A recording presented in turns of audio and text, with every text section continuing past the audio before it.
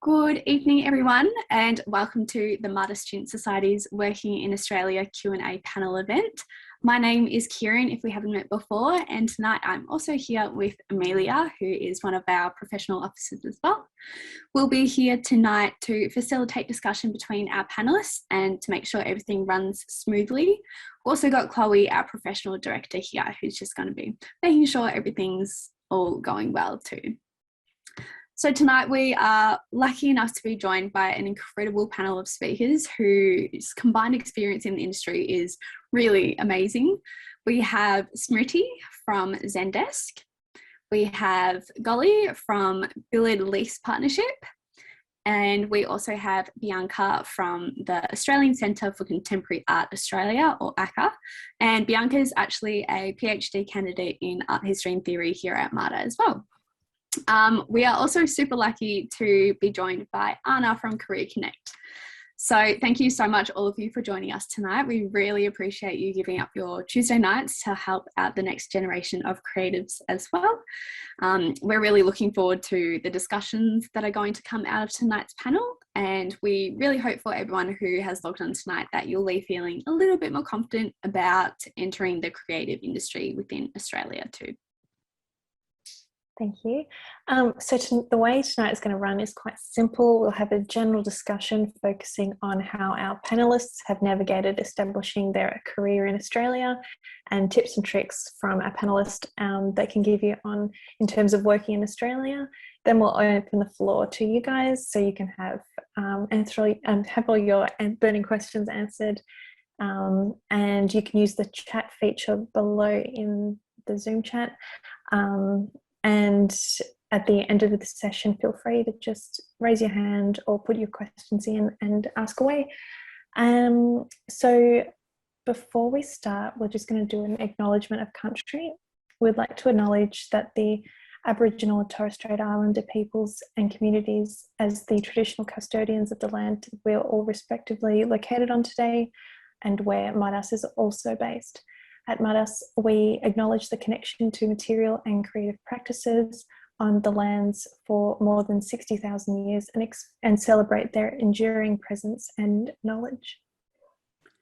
Amazing. So before we dive right into the discussion tonight, I think it would be a good idea to meet all of our panellists a little bit more. Anna, would you like to go first? Sure, Kieran, I'd love to. And good evening, everyone, and thank you for joining today.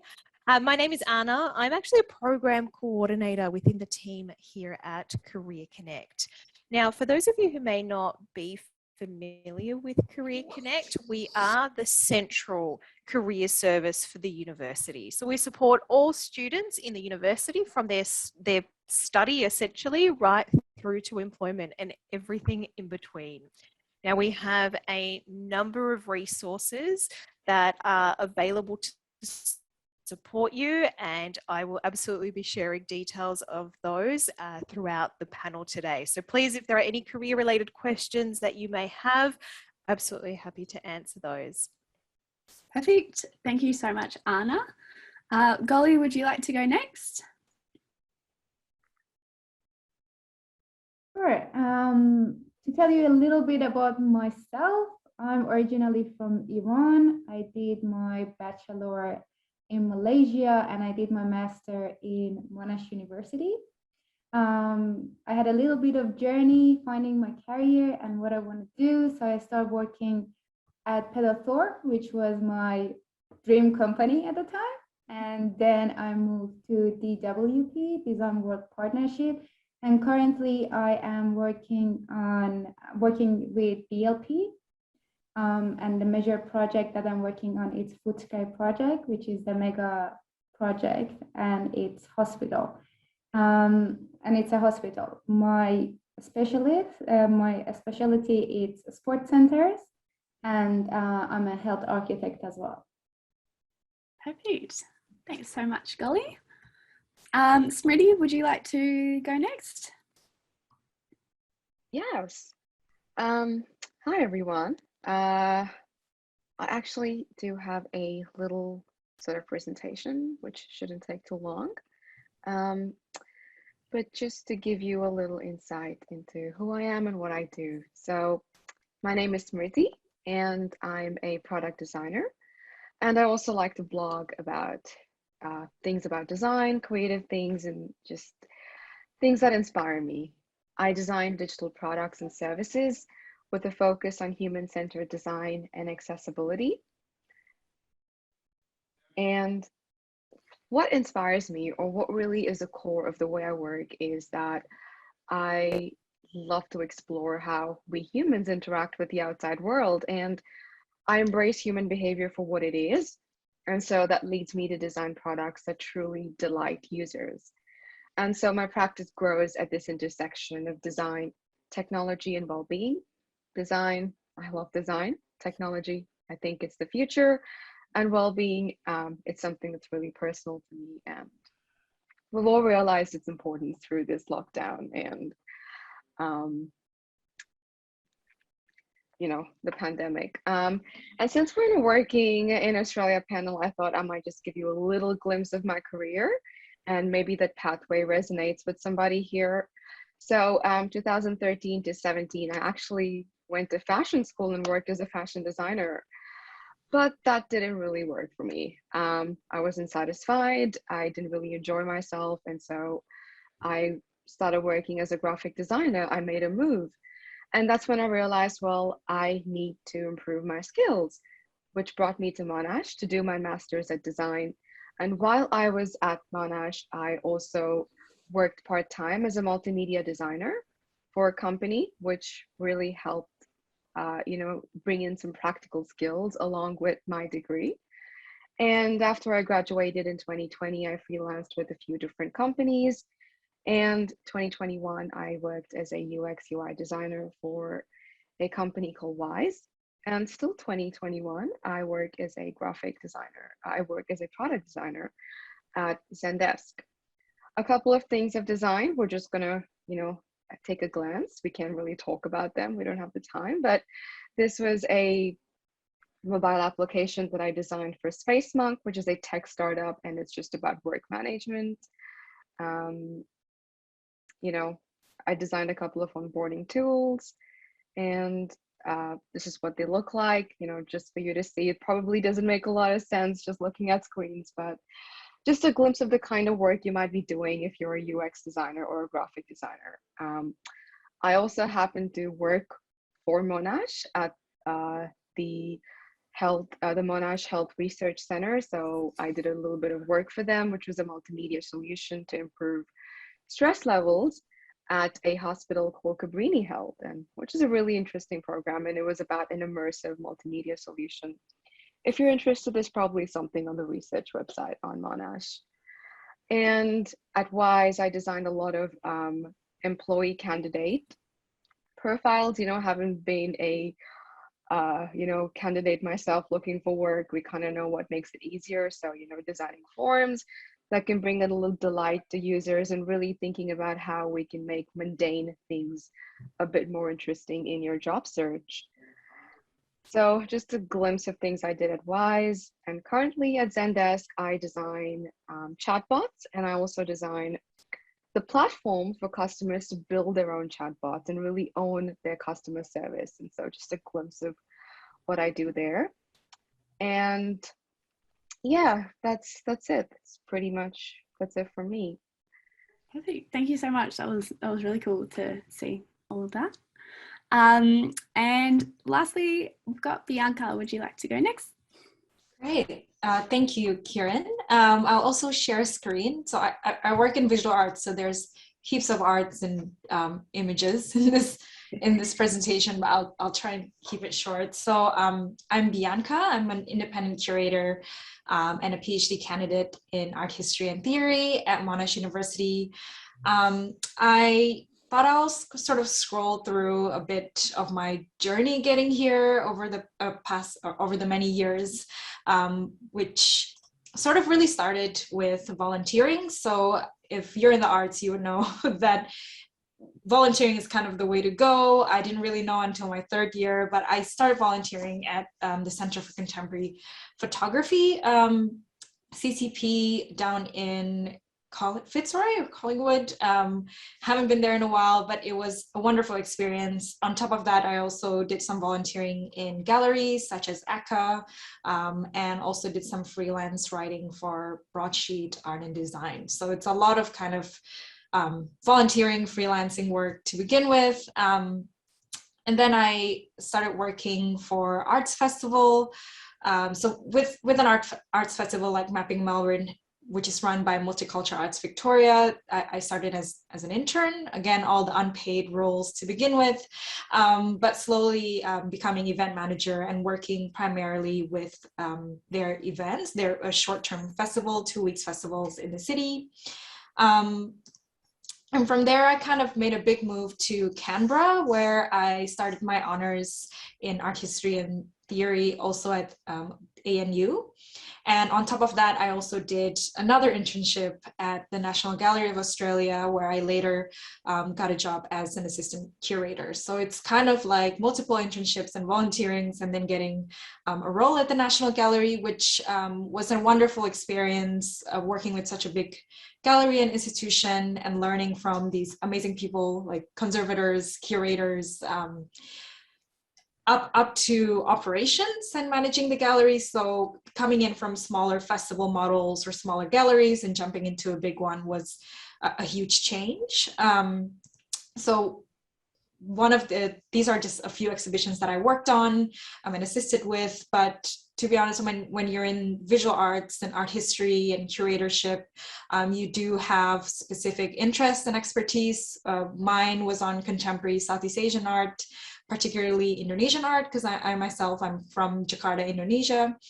So I didn't get a chance to do any of that because I just did all these Cartier, American masters, European works. But then I did get the opportunity to travel to Indonesia for a month or so and really continued that in my honors research, in my thesis, and sort of, I don't know, out of nowhere, the National Gallery also is working on a contemporary art exhibition focusing on Indonesian artists, which was fantastic because then I was able to really be involved in this project, led the team, and delivered this amazing exhibition, and this performance by Tisna Sanjay is definitely one of the highlights of that year in my experience at the National Gallery.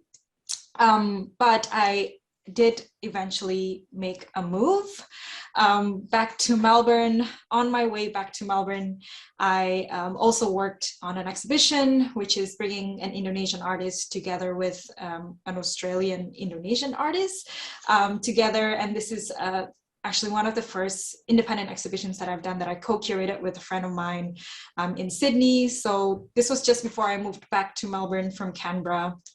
And this is one of the key works from the exhibition. And I came back just before I started my PhD. I did a show at MADA Gallery, at the Intermission Gallery, which is bringing, again, FX Arsono and younger intergenerational artists together. Which was great, and it was great to have the support of these are conservation students from Melbourne Uni. So I think one of the best kind of journeys so far is really finding a team and collaborating with other students. On top of that, I opened a show that only opened for 5 days because then the pandemic started. But again, I'm very interested in the Australia-Indonesia connections and these points of exchange in my practice. Sorry, it's a bit lagging. That's another installation shot. And I'm sharing just a bit of a background because working in the arts is really a lot of installing and labor, at least within curatorial practice and admin, I'm sure. And now I'm also at the Australian Centre for Contemporary Art, where I'm the public programs coordinator and working through a series of digital programs last year, but finally being able to deliver in-person events this year. A bit patchy, but we're working on it. And of course, now we're working on a series of lectures and talks and digital programming and everything else. But I think throughout that journey from really starting as an intern and volunteer, I really did learn a lot and got here to be doing my PhD and having this public programs role have really complemented each other. So I think every single experience, the good and the bad, have been, yeah, really great. And that's it from me. Amazing. Thank you so much. And thanks so much, everyone, for introducing yourselves as well. So now that we know a little bit more about you, I reckon we can dive straight into the conversation. So our first question of the night, and to get us started, is that you all came from different backgrounds. You came from outside of Australia. So we were just wondering, why did you choose to study in Australia, and what attracted you to stay here and work here once you had started studying here in Australia? We'll start with you, Golly. Sure. So the reason that I moved to Australia, it was because my sister decided to come to Australia before me. And then after that, when I moved here, I started at Monash University. And because I had a little bit of background from Iran and Malaysia and how they approach architecture, and I had a glimpse of how we do it in Melbourne, I just fell in love with it, because raw palette of material, telling the story, just walking through that journey, it was just so fascinating and inspiring for me. And obviously my dream company at the time was Pedal Thorpe. So I was like, I need to get into there. Yeah, so yeah, I decided to stay, and now I call it home. Oh, that's so good to hear. Smriti, you were talking about how you came from fashion design. Why did you choose design at Monash in particular?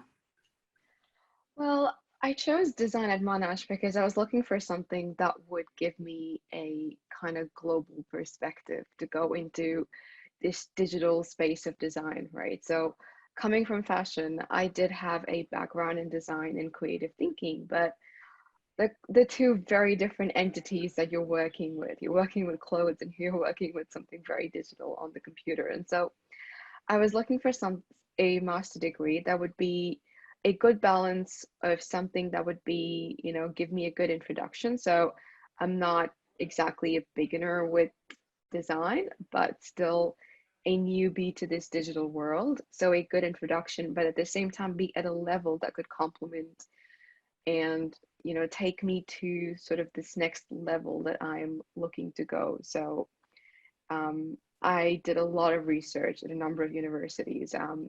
I've been to a few universities before because I did a global kind of a undergraduate degree. So I went to Parsons in New York. I went to QUT in Brisbane, and I also went to a university in India as well. And having been to so many and looking at what Monash offered, it was kind of an obvious choice to me that this would be a good place to take me to that level I envisioned, and it really was. Do you feel like your skill set has really developed from your masters? Absolutely, and I wouldn't just say skill set. I think that it's really about the way you think and the way you, I guess, it kind of allows you to grow as a designer in your own space and sort of create this identity, because I always think that skills can be picked up. Skills can be picked up on the job, and you're never really going to learn everything that you want to learn in university, but it's about the environment you're in and how that environment kind of nourishes you to grow as a designer and kind of pack your own identity into that process. So I think that's what I really liked about my time there. Yeah, I think it's really important to know that university and going to the workforce as well is so much more than just the skill set that you've got as well. So yeah, thank you for that. Bianca, was the environment at Monash kind of what drew you to come back to Melbourne and to study here as well?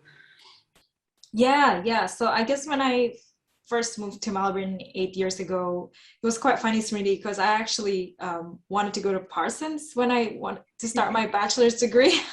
But my parents, because I'm from Indonesia, so they were like, that's too far.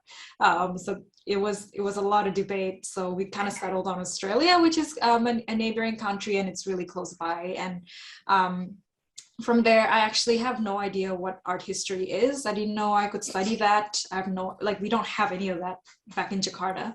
So when I moved here and then trial taking one subject, I fell in love with it and ended up taking that major and doing an honors and now doing a PhD. So it was kind of, I found all that in Australia. I found all that in Melbourne, actually.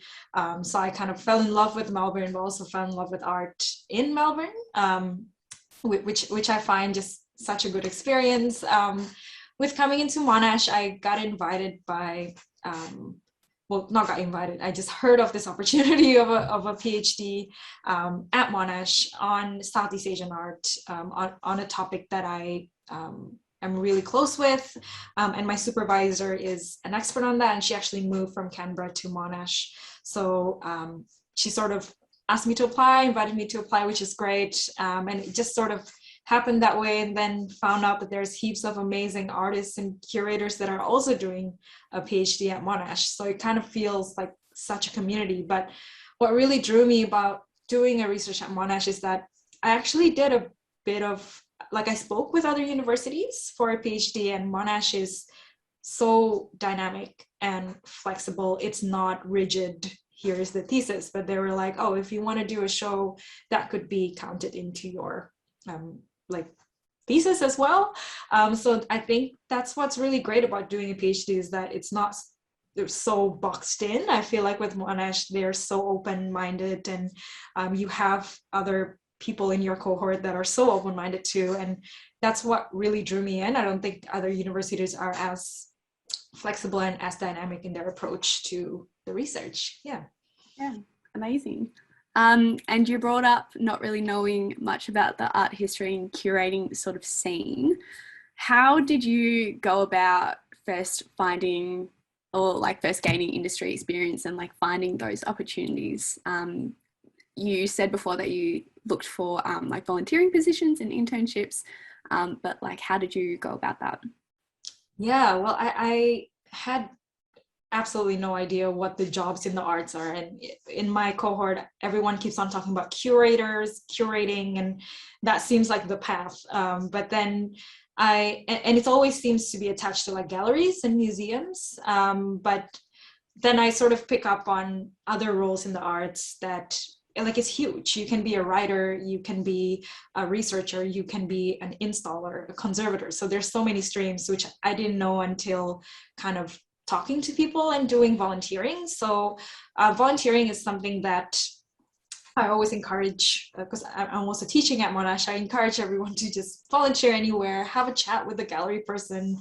I would go to galleries and ask, like, is there a position open? Like, I just want to stay and learn. And that's kind of how I got industry experience, is by doing volunteering and kind of just sitting back and looking at what other people are doing, having conversations. So one thing that was really great is that people in the arts are also really generous. I was really scared to approach artists and curators, but they are generous. I mean, they're busy, but they would give time and share about what it's like to work in the arts. And I think I didn't know what curating was until, I mean, I'm still figuring it out now. I feel like it's definitely more than just making exhibition. And I think it's about kind of always making connections and being open-minded and being open to change, and not being afraid to try something new.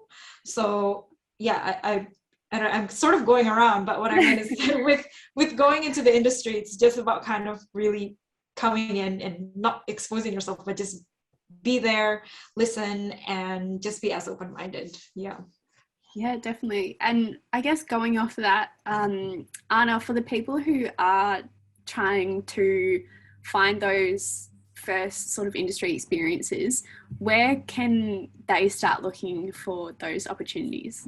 Yeah, thanks, Kieran. Look, much of what Bianca's touched on is really spot on there. If you are starting to look at finding work for yourselves, looking down the path of potentially starting off in a volunteering opportunity or that internship space, that can be really powerful from a skill development perspective. You know, what we find in industry is that employers are looking for these well-rounded candidates. As individuals that can go in with a skill set that has been developed by your university degree, but then also having things like your volunteering, things like internships, any type of additional work experience that you have behind you as well can really help to complement that. So you are essentially positioning yourself as a well-rounded candidate. Now, as far as where we can start looking for these opportunities, there are essentially two different pathways that you can take here. You can go down what's known as that advertised job market. Now, this is where we're looking at platforms like your typical job boards. So you can have a look on, Seek, you can have a look on Indeed, you can be jumping on Jora, you can look at platforms like LinkedIn, for instance. You also, down that advertised path, have the option of jumping and getting involved with some industry associations as well. They likely are going to advertise any openings that they may come across or that anyone in their network comes across. So they are likely also going to be advertising a lot of those positions. Another stream is to look down the graduate recruitment path as well. Now, these are formal graduate programs that will run for a set period of time. And there is quite a lot of eligibility criteria that might be involved there, but that is another option. And then the other pathway that you can go down is what's known as this hidden job market. Now, this is where you're really starting to leverage on your network. So as Bianca was saying, even with those volunteering opportunities, speaking to the right people, getting your brand noticed is what's really important here. Really elevating your personal brand, communicating that out to industry, because you never know who you're going to meet and who they know and where they work. So really leveraging off all of those different opportunities is going to give you the best start that you can possibly have. Now, within Career Connect, we do have a job board as well, where employers can advertise positions to all of our students here at the university. And I'm happy to pop some links in the chat there directly to that. So I can do that now. But really think about the advertised job market, the hidden job market, and get yourself across all of those different resources to give yourself the best chance of finding something that you're truly going to enjoy. Yeah, definitely. Thank you so much. There's some, like, I know for me, when I was still doing my undergrad, I had no idea about the power of the hidden networks and the hidden job opportunities. And I feel like it kind of comes within the creative industries that a lot of the jobs that you will get will come from those networks as well. So it's definitely a good thing to think about now. Well, everyone's studying as well. Sort of going off that, and with that in mind, Golly, how did you go about getting your first job in Australia and getting that first experience? For me, the first experience, it was in the classroom. I was waiting for my lecturer to come in, and I was having a chat with my group mate, and then he was like, do you consider working in somewhere, because we're looking for someone? And I was like, yes, actually, my dream company is Pedal 4. And to be honest, when I was in the first semester in Malaysia, I sent them a resume and I was like, I want to come to Australia and work with you guys. And then he looked at me and he was like, I'm working at Pedal 4. Do you want me to pass on your resume? Oh my goodness. Of course. But that's how I get my job. And for me, following by what Bianca and Anna said, I'm a big fan of connection and networking. And every single job that I got, it was through the networking. And it's really fascinating, especially in when you go to any offices, you can see they're all either Monash University students or Melbourne University, because once you get in, the first thing that happens in offices, they come to your desk and they're like, do you know someone exactly like you? Or do you know a mate who want to join us? And then you think about all the classmates or group mates that you have and you introduce them. And even the current job that I got, it was a referral from my senior architect. So all these little things, mentorship, it's going to really help you. And you're going to get into the work environment that is already selected by your friend and they're feeling amazing there. Yeah, definitely. I think our networks start when we're at school and studying at uni, and we don't even realize that the friends that we're making are the people that could potentially get us jobs in the future. Exactly. Yeah, amazing. And Smitty, was it kind of the same for you, getting your first sort of graphic and product design job in Australia? Yeah, so I think for me it was quite similar when I was at university, starting my master's. I was actively looking for jobs that I could have to complement my studies. And so it was really a number game for me. I would reach out to recruiters on LinkedIn, talk to them, just make connections, talk to them about what you think makes a candidate great. Why would you hire someone? What are you expecting from people like us? Really start building the connection. And I think Bianca touched upon this, like you cannot be afraid to talk to people. A little story, I kind of, cold emailed this senior designer at Google, senior product designer at Google when I was at uni, and I never thought he would reply. And he's a friend of mine today. And he was one of the first few people who gave me really good advice on how I can apply for jobs, how do I position myself, how do I negotiate my salary, all the really great skills that you need when you're looking for jobs. And so it's really important to put yourself out there. And it was a number game for me. I applied to all places I could, just like get yourself, out there. And I was lucky enough to get a job in my first semester of my master's. It was I worked as a multimedia designer. So having that part-time job in the field that I was actually studying and wanting to work in really helped. So when I finished my degree, I not only had 2 years of a master's degree, but I also had 2 years of industry experience that I could then take forth and, go into the world of freelancing or full-time jobs, whatever your pathway may be. So I agree to what everyone has said, and I would just add and say that just apply for the role, just apply for jobs, whether it's volunteering. I was lucky enough to get a part-time job, but sometimes you might have to do internships, you might have to volunteer, but you're really just setting yourself up for success in the best way possible when you put yourself out there early enough. So don't wait to finish your degree. Start when you're still studying so you can have those industry skills to complement what you're learning in the classroom. Yeah, definitely. I'd love to add to that if that's okay, Kieran. Go for it. But one thing that I would also say is don't discount positions that are helping you to also develop your employability skills as well. A lot of the time we hear from students, particularly in this career space, oh, I'm not ready to get a job because I don't have any of that specific industry experience. I've only ever worked in retail, or I've just done some hospitality. And it's just about reframing the way we speak to that experience. If you think about any role, whether it is in this MADA space, communication, teamwork skills, your level of professionalism, use of tools and technologies, these are all skills that are transferable. Every single experience that you have will help you to highlight that. So don't discount that experience that you may have in retail, in hospitality. Use it to your advantage. And also, you can use that experience to get your foot in the door with some organizations that you might want to work with. It may not necessarily be, for example, in that design space, but you might start out in customer service and then again build that network and then be able to transition into the department that you are aspiring to step into.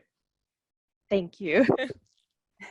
Yeah, no, definitely. And I think that's really important. So would you recommend, if people are sort of struggling to find positions or opportunities within the creative industries, if they are, say, in the more junior years of their degree, to still sort of try find part-time work in other industries to just get that sort of working experience?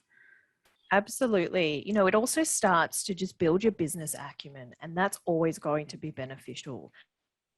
You're also starting to connect with people. You're getting a personal brand out there. You're starting to essentially learn the way of the world, and it's only going to benefit you. So the earlier that you can start with a casual or a part-time job, it starts to build your resume, and it also starts to build your skill set. So definitely the earlier that you can start, the better. Yeah, definitely. Definitely developing that skill set, because it's so transferable no matter where you work. And I guess that kind of leads into the next question that I had. We'll start off with you, Bianca. How did you find that transition between uni and work, and from your volunteer positions into full-time positions as well? Yeah, thinking bad about my transition and how it happened. I mean, I think when I graduated my bachelor degree, there's definitely a bit of a break before I started my honors and actually continue on and working. But that transition period was also quite exciting. So I guess on top of applying for jobs, it's also just kind of being creative with my time. I mean, I've written a lot, so I wrote stuff for a blog that never surfaced, but I had a plan of making a blog. I just sort of spent time catching up with artists and catching up with other people in the arts, and not really kind of I've been applying for jobs, but also trying to, as Anna said, be as open as possible. Like, I'm not just gonna be like the one route to a curator is to apply to become one, but actually I still have a lot to learn. So that transition period was actually quite inspiring. I had some roles, more volunteering roles, but that was also a time where I just spent time, at least in my role, just going to a lot of openings, exhibition openings, going to a lot of networking sessions, chatting with artists, curators, and just pretty much everyone. And that was quite a nice transition before moving into honors and then landing that internship role at the National Gallery and then working full time. So I think that transition period is a bit, I felt nervous and felt like I didn't know where to go, but also just really trying to go with the flow and trust my instincts a bit, and really know that I'm starting, so I should just keep talking to people and learn as much and not expect a grand thing to happen all at once. So yeah, that transition, looking back now, I mean, back then I was nervous, but looking back, it was quite an exciting and creative time as well for me. Yeah. Definitely. I think we kind of graduate from uni and expect to like instantly get a job and like have the career path, and it's kind of expected of us as well. So to know that it's like some things are a surprise and some things are exciting, because they're so unknown, it's good to hear as well. Golly, was it kind of a similar experience for you, just taking things as they come, or was your having that goal of working where you wanted to work, was that kind of pushing you to take those steps towards that career? I think the transition that I had in architectural industry between what you learn and once you start to work, it's a really big gap. And how it plays, it's you start to working in office, you're ready to change the world, you're ready to design a whole hospital by yourself, and every process will take just one semester, and boom, you're in a project that is going to get 3 years to get built. So it's a little bit of shock and a little bit of adjustment. But one thing that I learned, I think in the past year or 2 years ago, one skill that we all have as designer, we know how to design. And it's fascinating once you pick the pen and paper and start to design your life, start to design your path, and it actually happened. And the really good thing, it's like you can have a number of revisions. So you can write down, start from revision 1, say, in 10 years, I want to be there. Maybe in the next week or 2 weeks after, you just find another paper on top. You say, okay, there's some revisions, there's some adjustment that I want to do, and change it a little bit higher, a little bit lower, like, yeah, and small from little things, small from a really small habits. Like for me, I added morning runs, and it's really helping my career. Oh, really? I'm always this calm, happy person. Even in Monday morning, people are with coffee in the morning in the teams. And they're like, oh, Gully, how you have that energy? And I'm like, I'm good. I just have my coffee and I just feed my dog. It's Monday. And they're like, okay. So it's not like you being as a designer, there's other areas that you can fit into that. Like sometimes I found myself as a student, I was just studying and not going out or doing the networking. Now I know that in order for me to be healthy, I need to do that. And one thing that I love, Anna said, it was about the position or the thing that you're working on now, you're learning other skills. I think it's really fascinating and it's really important. I was so happy that she mentioned it because you're learning a lot by having that. Like before that, I was working in retail, and it gave me a really good opportunity to understand the culture, to know what people want, or just having a little bit time off from architecture. That was okay. Yeah. Nice. So yeah, having that retail experience kind of helped you with that transition into full-time work. Yeah, perfect. And Smriti, did you kind of have a similar experience with your fashion design sort of forming the foundation and easing that transition into graphic design? Yeah, so my transition was like, fashion, then into graphic, and then finally into like in the product design space. But I think specifically, after you get out of university, whether you're going to be in graphic design or, UX, or like you're really going to specialize into product design, it's a lot of different skills that you're going to acquire on the workforce, right? You're going to learn how to think about the business rules. You're going to learn how to talk to your colleagues, how to run workshops, stakeholder management, a lot of other skills that you'll be picking up. And it's going to be uncomfortable. The transition is going to be uncomfortable, but that's okay. And something that kind of helped me was I chose to freelance for a year before really looking for full-time work. Well, I should say part of it was, by choice. Another half was just, it takes a while for you to find the right job after you graduate. Like you said, we all think that you're going to graduate and, dive headfirst into this awesome full-time job, but the period of transition is uncomfortable. So for me, working at 3 different companies, freelancing with 3 different companies really helped sort of pick up these skills that I could pick up from 3 different workplaces. And again, it was just about putting myself out there and really sort of learning all of these skills that you need to learn on the workforce. And it's going to be a little uncomfortable, and that's just how it is. But just acknowledging that you're in this uncomfortable space, acknowledging that you're growing, you're changing, but it's all for the better, and it's going to lead you to this amazing career. And if my advice would be, if you're having trouble finding full-time work, try picking up a couple of freelancing, jobs. The first 2 months out of university, I literally went to my dance school, and I told my instructors that, look, why don't you let me design your website and let me do all your marketing and advertising and graphic, and in return, I get free classes with you. So I kind of just made a deal. And that was kind of like my first job outside of university. And so those are things that you can do till you get that, full-time role or a part-time role or anything.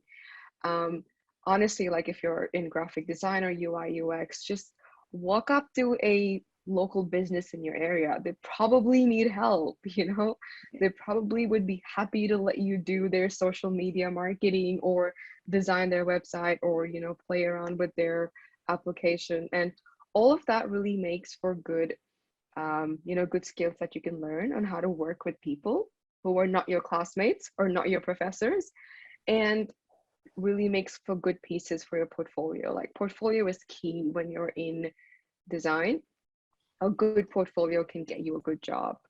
And so that's kind of how I just I guess navigated that transition. And a year of kind of doing that really helped me land really good jobs after that. It was a UI UX role where I was a founding team member. So all of those experiences made the recruiters feel like I had the skills to be a founding member of a team.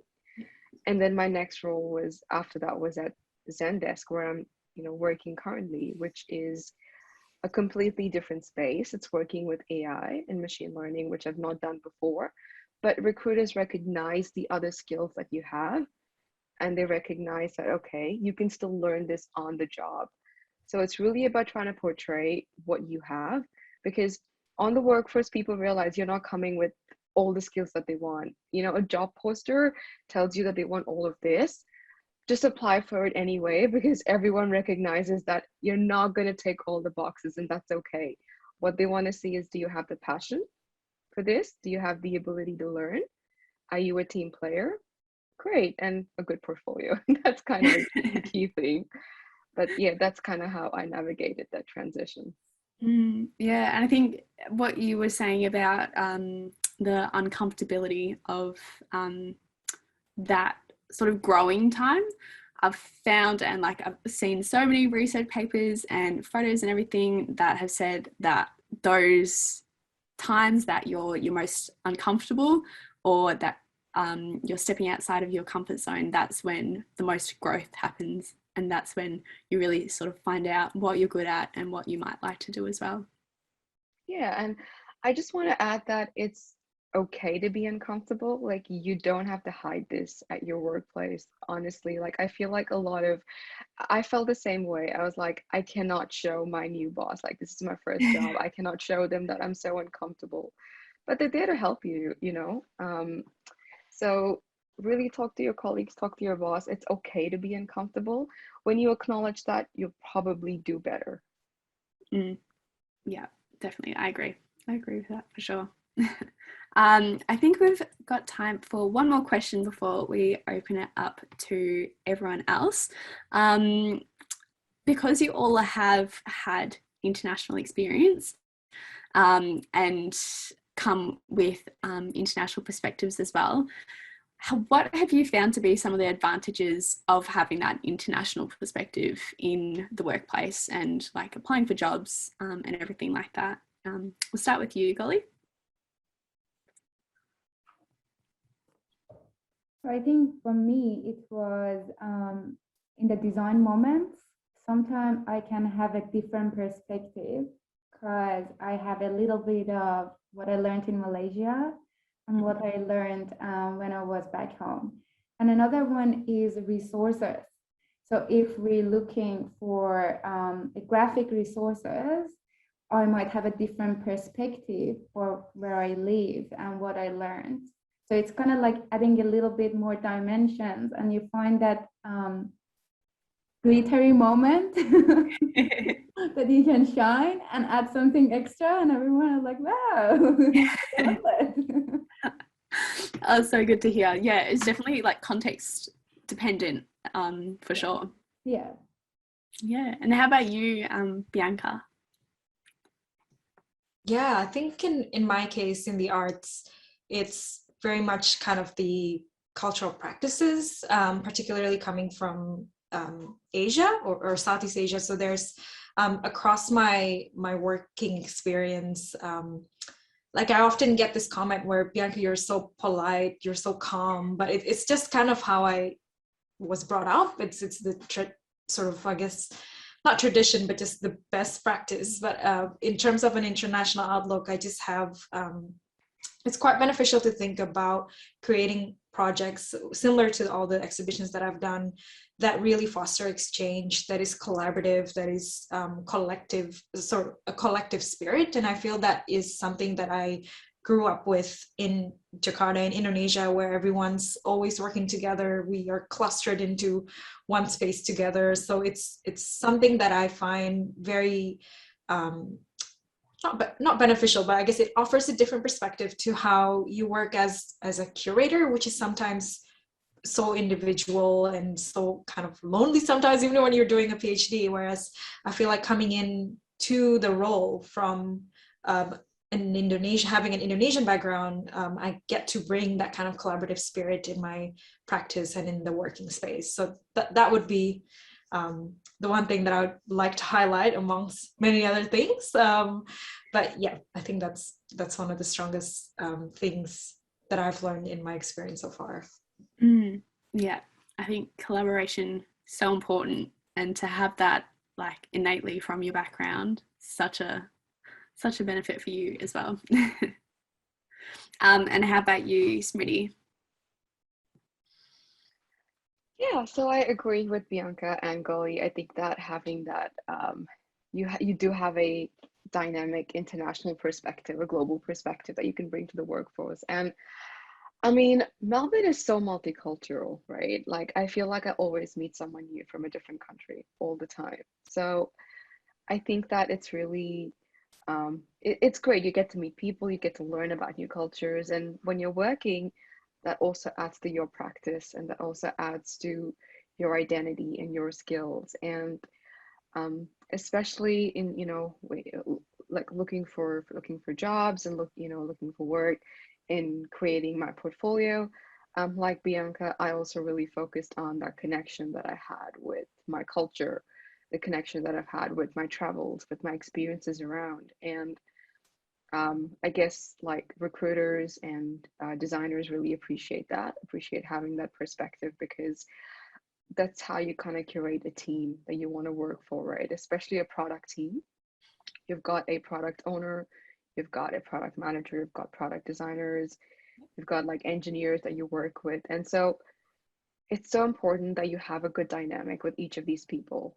How do you work with engineers? How do you collaborate? How do you present your work to them? And so I think that having that perspective and having and showcasing that perspective really helps you become a good fit to that team, and they can see that, okay, well, we're building this team with different perspectives, and if you can really sort of portray that I am coming with this nuanced sort of identity in my practice, and this is what I bring to the table, then it's really great. And I think that another thing I wanted to add was, I don't think being an international student was in any way a hindrance to job searching or anything like that.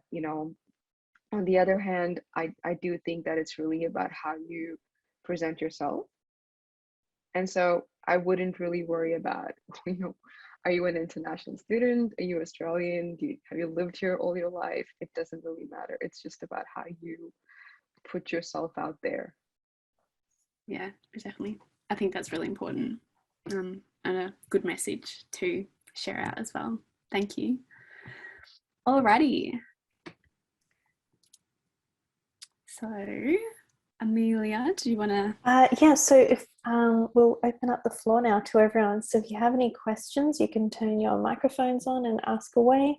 Otherwise, you can type them in the chat and I will pose them to our panelists.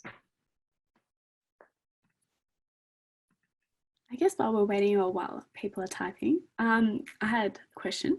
What's been the most exciting opportunity that you've had from working in Australia? If anyone wants to jump in with that.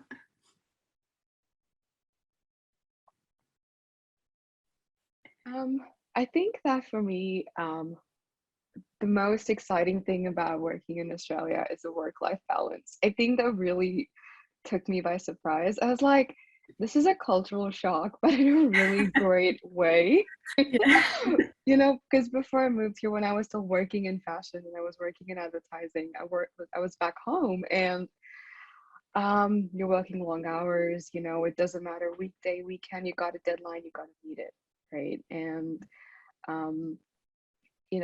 like, it's never really, it's 5 o'clock, I have a family, I'm gonna go and spend time with my family. It was really about work and your clients, right? And when I came here and I started working here, what was this amazing experience is that, yes, it's about your clients, but it's also about your people, it's also about your employees. And so I've just really loved this work-life balance that I can get here. And the truth is that it doesn't matter how long I work, I still get the best out of my job that I can. And because I've got this good balance, I'm actually better at what I do. So that's been something really nice, which is one of the main reasons I've decided to stay. And like Golly, I call Melbourne home as well. Yeah, definitely. Work-life balance is key for sure. Golly, I think you were going to jump in before as well. I just remember something that I really like to share with you guys. There was two really nice experience that I had with the students contacting me on LinkedIn.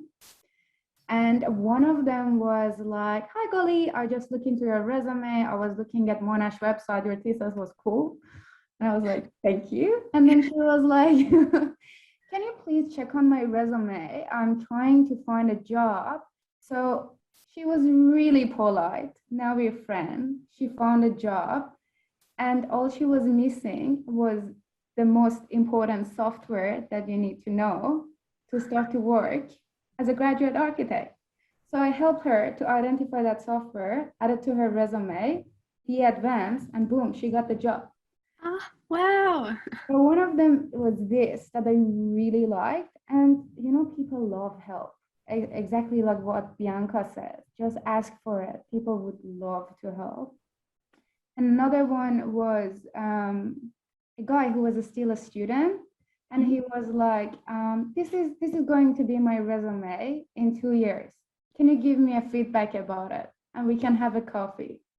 So we went have a coffee. I took him to our office. He walked around, have a chat with everyone, and now he's working in that office. Oh my gosh. So Wow. it's really good. I'm a big fan of connection, so I can tell you stories till morning. Oh, those are really two good stories. Yeah. So I think, yeah, exactly. Like if you're looking for a connection, try to find that little thing. And once you're clear, everything comes to your way. Yeah, amazing. I have a question from Rachel asking about the less formal portfolio being social media, and if any of you feel like a strong social media presence in showcasing your work is important. Bianca, do you have any thoughts on that? Yeah.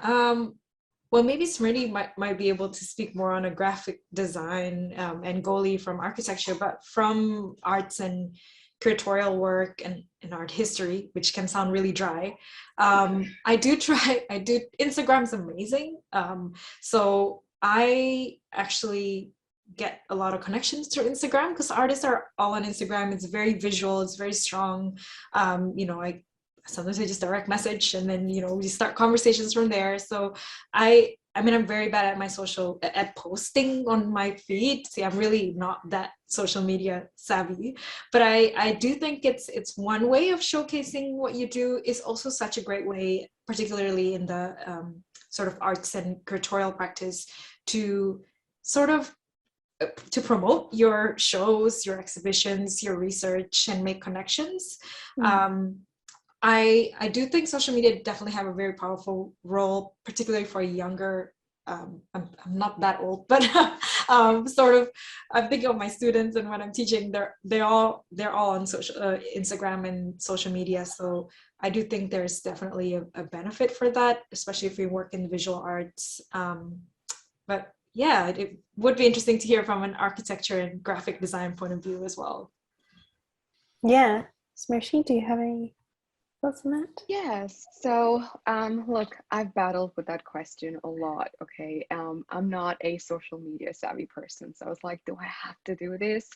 Is this going to get me a good job? Is this going to set me up for success? That's the question I always ask. Is this going to set me up for success? Right. And I've never had a social media account. Even my personal one, I barely use it. But what I've learned from my time in the industry is that it really depends on what your goal is. So if your pathway is to really freelance and do a lot of consulting work and work with like local businesses, local people, then I would recommend investing time and having a social media profile, because that's how you promote yourself, right? That's how you get jobs. And not just a social media profile like Instagram.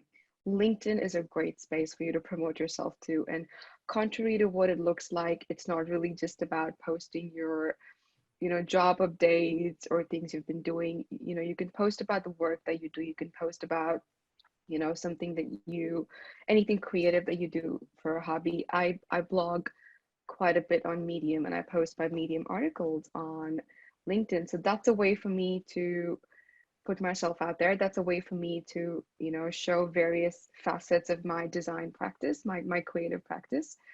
But if you're really looking for, say, you know, I want to be part of a product team. I want to work as a product designer in a tech company. I want to work for startups. I want to work for this corporate, or I want to be a graphic designer, a animator, multimedia designer in sort of a very, I guess, tech company space. Then I would say what's more important is having that portfolio. Your social media presence then is not really that important, because that's not how companies really look at you or how they judge you. So I would say think about what pathway you want to take.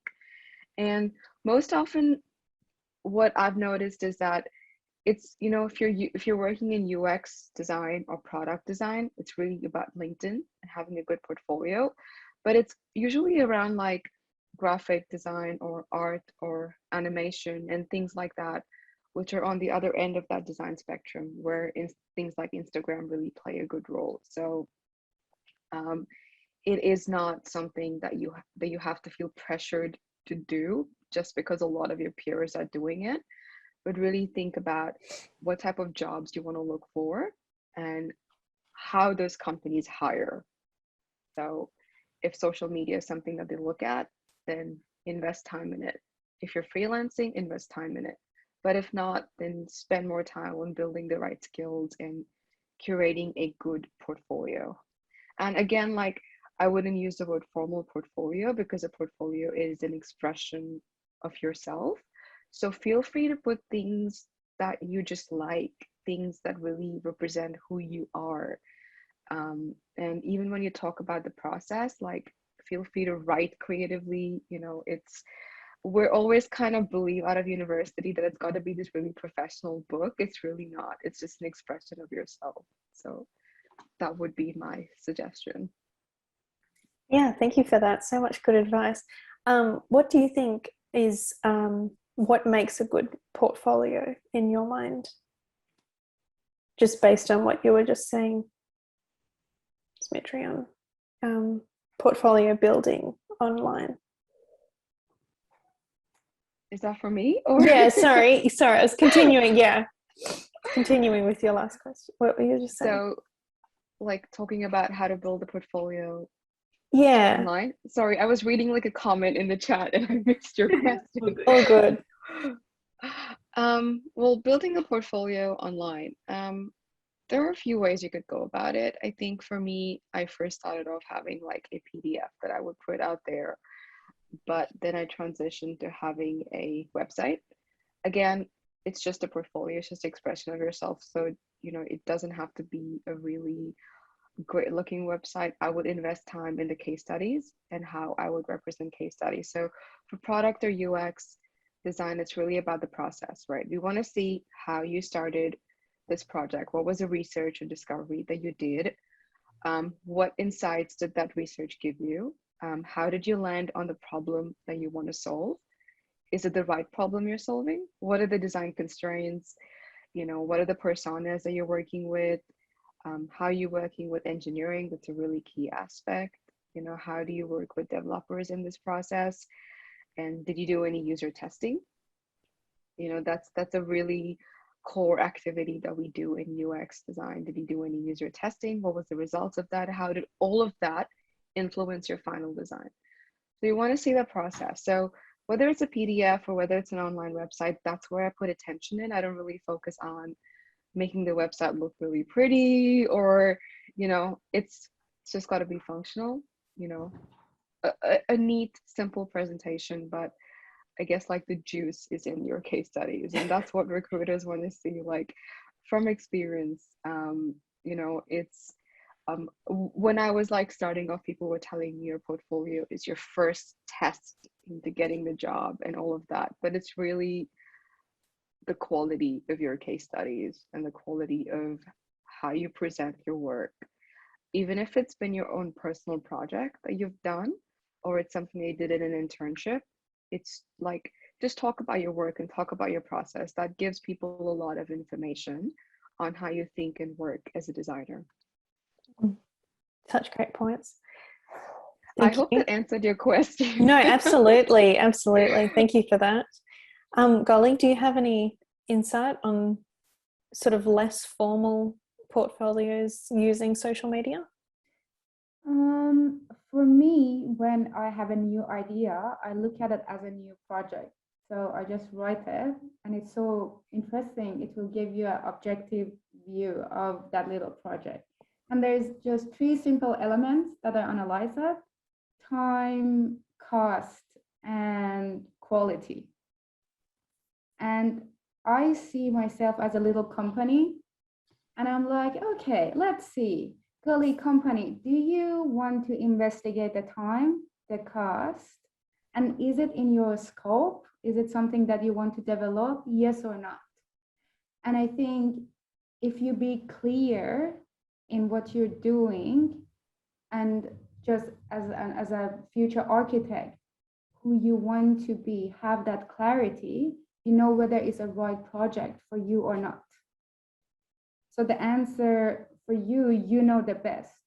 My understanding is, for me, social media is like everyone are playing a very loud drum.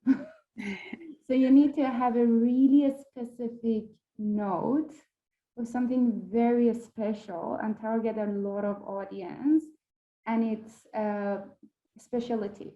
Is it something that you want to invest on? Yeah. Your company knows. Yeah. Is it kind of the same from like a careers perspective as well, Anna? Thanks, Kieran. From a careers perspective, I would say do one of 2 things. Number one, definitely get yourselves on LinkedIn. If we're thinking about networking and we're thinking about the current situation that we're in at the moment, where we are relying on digital platforms to be able to network because we can't really be seeing people face to face, and we are hoping we can get there soon enough. LinkedIn is a really great platform to be able to do that. On LinkedIn, you can also showcase some of your projects that you're working on. And if you do have a portfolio, you can be linking that to your profile. So I would say, bare minimum, get yourselves a really effective LinkedIn profile that can work for you. When it comes to using other social media, if it really comes down to either you use it and use it well and really make sure that it's complementing your personal brand and really giving it the time and effort and the space that it deserves, or keep it more personal, keep it to just your friends and family. Make sure that if you are going down that path, of course, that you are checking things like your privacy settings. We don't want to be giving all the wrong impression about our personal brand. So it's really up to you. Definitely LinkedIn, but as far as all the other socials, you can, you can't. I would say leave it there. But what I will also mention is on your LinkedIn, make sure that when you are writing your resume that you grab that URL and you place that in your resume. So grab the URL of your LinkedIn profile, hyperlink it to your resume so that any employer that is jumping and having a look at your resume can then jump onto that LinkedIn profile and have a bit of a further read into who you are, what you've done, and also be able to see some of those work samples. So use all of these things to your advantage.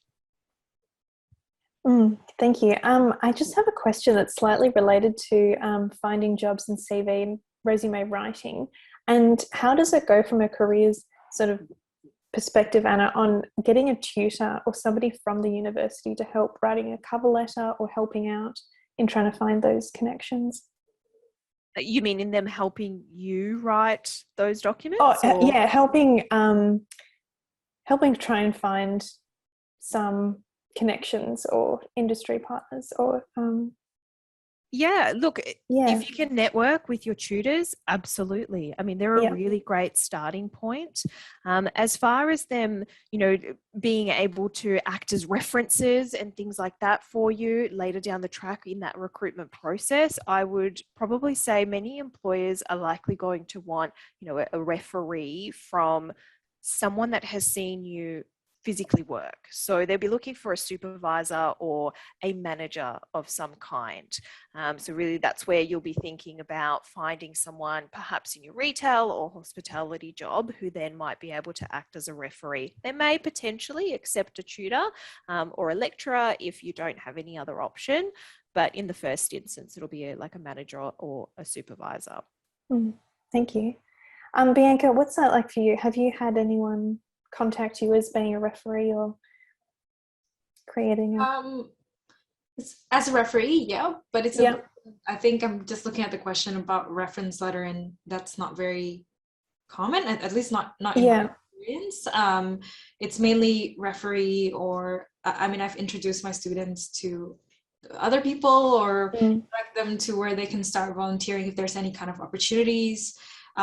Students who are taking curating classes, if there's an opportunity to pitch an exhibition, I would send the link to them. So that's kind of how I remain active. But reference so far is not, I haven't done any reference letters so far, but definitely referees. Yeah, I did put in for example, my supervisor from my honors here as a referee, which helped me got a few opportunities too.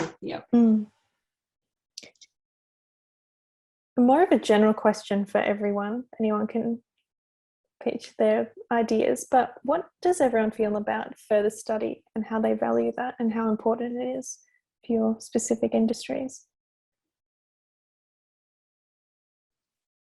I can jump in here for design, like for product or UX. Yeah, go for it. Things like that. I think it's a personal choice. I would say that when it comes to things like graphic or product or UX, it's really about, hands-on learning. So if you feel like you're equipped enough from your degree, I would say go work and learn things on the job. And you've got things like Skillshare, YouTube, and other things to complement that learning. And it's really the best, a lot of the skills that you need for doing the job, that's where you get it. But if you're really interested in research or being in academia or things like that, then further studies really obviously might be the pathway to take you towards your goals. But I would say that if you feel like your degree has equipped you enough, then jump into working and you can get your skills there. So that's quite specific for product or UX, because there's not a lot that you can keep learning further in degrees. It's really about how you navigate that environment and how you work with people, and every product is different. So that's not something that you can learn in a classroom. Like, it's just impossible to learn how every product works. So it's just dependent on your goals, I guess. Yeah, cool. Yeah, I would agree with Sriti, and I know I'm speaking from a PhD point, which is probably not very helpful, but I initially didn't. Well, I said I potentially won't be doing any PhD soon. It's too soon, but really, if you're interested in, I would suggest having a bit of a work experience. It has been really helpful for me, and coming into kind of postgrad or graduate studies is mainly for that research kind of interest, or if you have an interest in academia.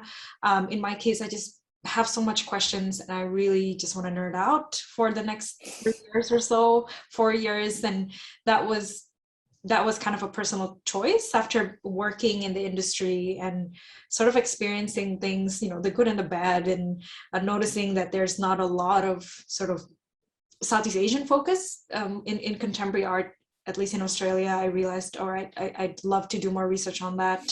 How can I gain more knowledge? And decided to pursue the PhD because of that. But there is no right or wrong way.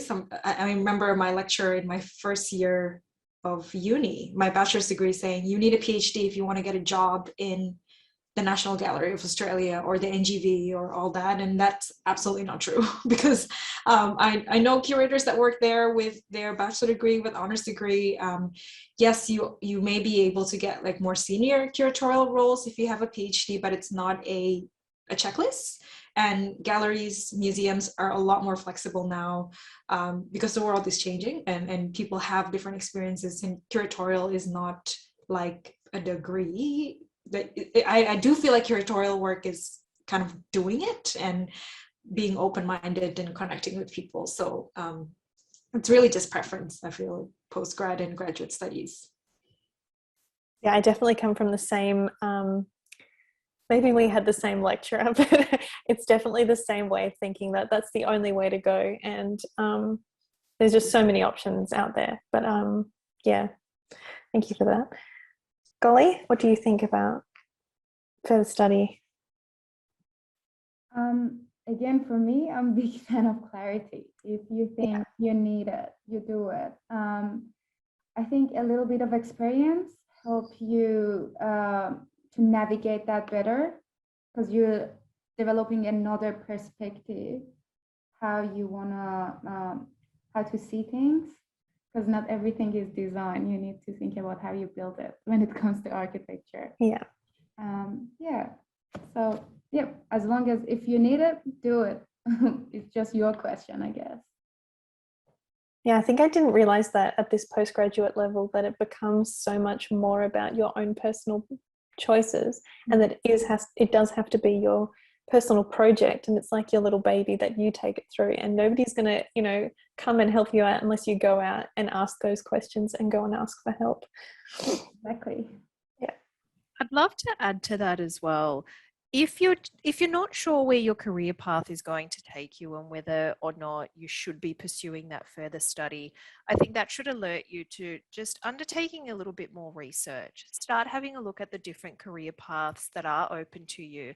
See what the selection criteria is for some of those positions. If you're seeing time after time that it's requiring a postgraduate qualification, then that should alert you to the fact that that might be required for your industry and the position that you're hoping to step into.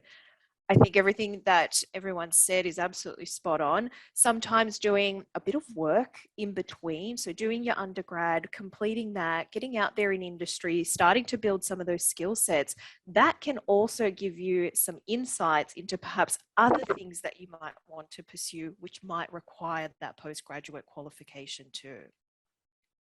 So research will be your best friend. And I always say start sooner rather than later.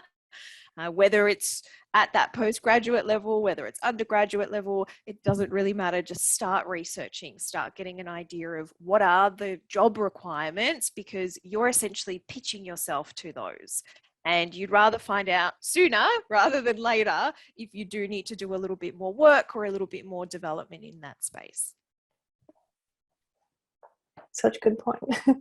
Anna, is that something that Career Connect can help students with around career planning and those sort of questions about what might come next? Absolutely, we can. So we actually have a number of different resources and services that are available to all students of the university. And I might actually just share my screen. That might be a lot easier. Yeah, please. Than me talking through it. So we have a number of different services that we have on offer that can assist you. Now, we have our job application how-to workshops. So these are your fundamentals. These are, getting your resume, your cover letter, getting a really well-targeted LinkedIn profile created that will speak to your employers. We always recommend any students that are looking at starting that job search, first begin with these job application how-to workshops. We do them live. We also have them as online Moodle modules that are quite self-paced. You can do them in your own time. The beauty of these sessions is you also get access to what's known as our document review service, where you can send us your resume, you can send us your cover letter, you can even send us the URL to your LinkedIn profile, and someone within our team will review those and give you some written feedback within 2 business days. So it's a relatively quick turnaround time, which is always excellent. Now we also have the employability workshops. So when we're thinking about career advice and career planning, and perhaps, what are some of those next steps for me, I would strongly be recommending our workshops like effective career planning or also design your career. If you are unsure how to approach that job search process, or perhaps you're starting to think about leveraging your network and learning to network more effectively, we have the effective networking session, but we also have the accessing the hidden job market session. So these are all online webinars that you can tune into. They typically run for about 90 minutes. And then finally, the last arm of our service that we have are our DigiChats. Now, these are only open to final and penultimate year students. And these are one-on-one style consultations on two topics. You've got career planning and then some employability development there. So these are only open to your penultimate or final year students at this stage. We are looking down the track at opening it up to all year levels. However, at this stage, we're just focusing on the two at the moment. So this is more from a workshop type service perspective. We have lots and lots more resources that are available, and I could talk about this all night long, so I won't. But what I will do is I will pop another link in the chat for everyone, which is essentially a link to our Career Gateway platform. That will give you access to the workshops, to those DigiChats, and from there you can also explore some of the online resources that are available. We have a number of different platforms too. And if there's anything from that you think, oh, this is really interesting to me, I wonder how I can benefit from it, or I need more information, you are absolutely welcome to contact us, and that will be on the link that I'm going to pop in that chat shortly. Thank you Lots for that. available, no problem. Yeah, I was wondering about one-on-one chats and whether it's whether it goes for all faculties, or is it faculty specific? Like, is there any chance to be paired up with somebody with sort of an expertise in each faculty? Or with the DigiChat, so they're with our members of our team, unless it's for the career planning session. The career planning DigiChat is specifically with a certified careers counsellor. The employability topic ones are with us. So because we are a central service, we offer advice to everybody at the university. Great, thank you. Does anyone have any last minute top tips or last things before we wrap up for tonight?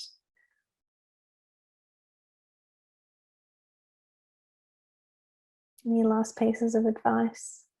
I think I saw a couple of questions around, around grades, or what's more important, or even the thing about the reference letter. And I would just say that for don't think too much about getting all of these things perfect. It's really about your skills, what you bring to the table. So just go ahead and apply. I was in the same sort of space after I graduated, thinking, am I good enough for this role? Do I fit all this criteria? And and I also had like a little bit of trouble, having these difficult conversations, learning to say, say no in the workplace, or learning to provide good feedback to my colleagues. It's a completely different space, right? So like, all of that's going to be new. So I just want to say, like, don't overthink this. Don't feel like you have to be this perfect candidate and then you're ready to present yourself or apply for that job. Just go ahead and do it, because you never know, you might get that job because they recognize that passion and capability in you to pick it up. And I guess very specific to like UX or product or graphic design, I would say it's not really about grades, but it's about what you've learned from your university degree that you can then bring into this job, right? That's not me saying don't do well at university, but that's me saying that there are a lot of things that you can bring, and you shouldn't really be focused on grades or on something. Really make the most out of university. I actually went through a couple of this how to Career Connect workshops, and I found them really useful. So, like, make the most out of it. And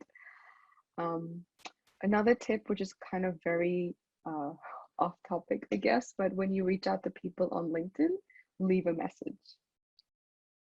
Most people will not accept a request that does not have a message, or if they don't know you, give them a reason to connect with you. maybe talk about a common interest that you have that you've looked on their profile, or why you'd like to connect with them. Maybe you love the work they do, maybe you want to learn more about the company they work at, or you want some advice for them. Like, find something to talk about and leave a little message, and that's really going to help you connect more with people on LinkedIn rather than just sending a request and expecting a stranger to connect with you. Yeah. Golly, do you have any advice? I think surely it's hard, but make it fun. Because I've been there, done that. It's painful, but you can make it fun and you're going to get through it. And one day you're going to help another person. And it's part of your journey. It's not about the destination. It's part of your path. So enjoy designing that. And I guess one thing, think about it as an employer, why they need to hire you. It's another 10 applicants that they want to get the same job. So just in that position, you need to be a unicorn, like have something to stand out. I think for my industry as architecture, now what is really popular is knowing Revit as a software that you can design and you can do, and it's really helpful. So if you be like, hey, I'm new to industry, I just graduated, but I'm fantastic at Revit, they're gonna be like, check, check, check. So that's how you can be the unicorn. So this is for architecture. Find out, and another thing that is really important for me, I learned it after years of experience, it's when you want to join to the company, study that company and environment. Because again, you are your own company and it's an exchange, because your career is not gonna finish once you join. You keep growing, you're a little plant. So it's this exchange of giving and getting. See whether you want to invest in that company or not. So the very first move is yours. For me, it's not about every job. It's just about finding the right environment and attack it from every aspect and get it. Yeah, that's my advice. Thank you. Bianca, any last minute advice? I think really great advice from Smriti and Goli as well. Yeah. Following up on that, I got two advice. The first is, this is, both before you get a job or job searching and working, is don't be afraid to ask. I think when I first started working, I felt like I have to know everything, but it's really not. You save a lot of time by asking, and people do respect that you ask. So don't be afraid to ask. Don't be afraid to make a mistake. And working, you are in vulnerable spaces sometimes. It's okay to ask for help. So that would be my first advice. Nobody's expecting you to know everything from the beginning. And second would be to be open-minded. So what I mean by open-minded is that the job that you get might not be the job that you have 20, 30 years from now. There's not one pathway. So especially in the arts, there's so many. Keep your options open. Somebody asked about grades. Actually, it's quite interesting. I had a conversation with my brother and I said, nobody ever checked my grade when they hired me, but that doesn't mean you shouldn't limit your option to have good grades and potentially do post-grad or graduate studies. So kind of just be as open-minded. There's so many ways, and a career is a long journey. It's not one journey. It can change, and you can grow with it and have fun with it, as Goli said. So yeah, keep an open mind and have fun. It's actually such a good journey. Looking back now, I'm sure the three of us is back then it was a bit scary, but looking back, I do think that until now I'll just be as open-minded and try new things, and yeah, not be afraid to take risk. Such good advice. Anna, any last tips, tricks and advice as well? Absolutely. I would say, first off, research. research and reflect. Research yourself. Spend a little bit of time, even if it's after this panel or in the next couple of days, and start brainstorming. What are my skills? What's the experience that I have so far? Where does my knowledge sit? Then start thinking about, what are some of my attributes? You know, what are my personality traits and characteristics? Because you need to understand all of those elements for yourselves once you start heading into the job search process. From there, research your companies of interest, research the industry overall, research their competitors as well. The more research that you do, the better equipped you're going to be stepping into the job search. Things like application documents, please make sure you're not sending generic cover letters. You need to be targeting your applications to the organizations and the positions that you are applying to. There is nothing wrong than sending an organization a cover letter that's been addressed to a competitor because you just previously sent them an application. And sometimes mistakes happen, but it's really important that you double check, triple check those application documents before you submit them. I cannot stress that enough. I mean, I've spent close to 10 years in recruitment, and the number of people that submit generic cover letters is astounding, and it really stands out for all the wrong reasons. You can tell that there's no passion behind that application. They're just simply hitting send on 15, 20 different applications. So really give it the time that it deserves. And if you do the research piece, you'll be better equipped to be able to really make an impact with those application documents too. And use your time at the university to take advantage of all the different resources that are available to you, even through Career Connect. I mean, once you graduate and you're out of the Monash ecosystem and you start paying for these types of services, you're looking in the hundreds, sometimes thousands of dollars. So take advantage and ask questions. Amazing. Such great pieces of advice from everyone, and super helpful moving forward as well. So thank you for that. I'm so sorry we couldn't get to everyone's questions tonight, but like was a common theme that was brought up tonight, if you still have those questions, reach out to people and find those answers as well. They're all very good questions, so definitely worth following up as well. So we just wanted to say a big thank you to Anna, Bianca, Smriti and Golly for your time and for sharing with us your expertise and words of wisdom as well. I know I've personally thoroughly enjoyed tonight's discussion, and I really hope the same for everyone that is here tonight as well and who has come. So thank you so much for taking the time out of your very busy schedules to join us tonight. We really appreciate it. We wish you all the best with all your future projects, and we can't wait to follow along with them all as well. Thank you, everyone. We're so happy to finally be able to do this, even if it's not only on Zoom, but it is our first internationally focused MADA Student Society's first panel event, so we really hope there's going to be many more in the future. So yeah, we hope everyone has a great remainder of the night, and we hope to see you at our future events as well. Our next one is the AGM coming up in week 10. So if you've had such a good time tonight and you want to be part of the team who organises and hosts events like these, don't forget to join us at the AGM, which is on Tuesday the 5th of October at 6 p.m, so week 10. You can find more details about the AGM on our socials and through the emails that were sent as well. And don't forget to check out Career Connect and Career Gateways, all those amazing resources. You definitely don't want to miss out on those. So thank you so much, everyone, and we hope you have a great night.